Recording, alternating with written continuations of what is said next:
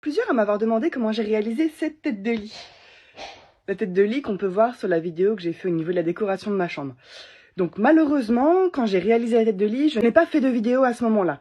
Donc je vais l'enlever, je vais quand même essayer de vous faire voir comment j'ai fait la réalisation de cette tête de lit. Donc tout d'abord, il vous faudra, comme vous pouvez le voir, vous avez des plaintes de tailles différentes. Donc moi je les ai trouvées chez Castorama et à la base c'est des plaintes pour mettre en bas des murs. Des plaintes, c'est dans le rayon plaintes et tasseaux chez Castorama. Bon après vous pouvez le trouver dans un petit peu tous les magasins je pense. Donc voilà, moi j'ai pris vraiment deux tailles différentes.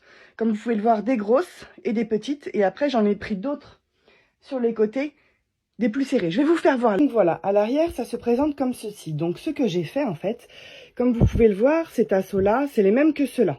Donc j'ai pris des grands et des petits. J'en ai pris une bonne quantité. Donc toujours en prendre un petit peu plus. Après, s'il y en a trop, c'est pas grave. On le fait retourner en magasin.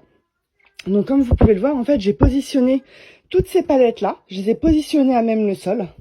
Donc j'ai déjà commencé par mettre la grande du haut. Après, j'ai fixé cette barre-là avec des vis, comme vous pouvez le voir, j'ai fixé avec des vis.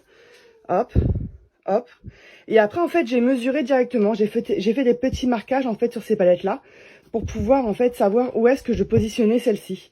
Et j'ai fait ça à chaque fois au fur et à mesure. Donc, en fait, j'ai mis celle du haut. Après, j'ai mis la grande du bas et une au milieu. Et ça, j'ai vraiment tout bien mesuré.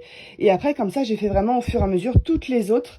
Et je les ai vissées de ce côté-là pour pas que les vis soient apparentes de l'autre côté. Et après, sur le dessus, en fait, je suis venue poser une petite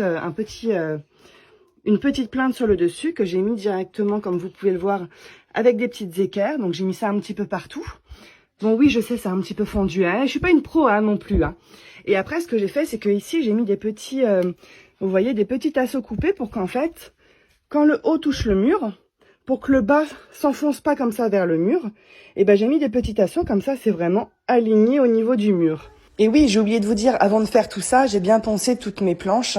Et un petit conseil, n'hésitez pas, pour éviter de fendre le bois, je vous conseille de pré-percer directement vos planches. Comme ça, au moins, vous êtes sûr que quand vous vissez, ça ne fend pas vos planches. Et un autre petit conseil, si vous avez vraiment la flemme de tout mesurer, ce que vous faites, c'est que vous pouvez mettre, vous savez, les tasseaux fins, là, vous pouvez les mettre entre chaque. Comme ça, au moins, ça donne un petit écart.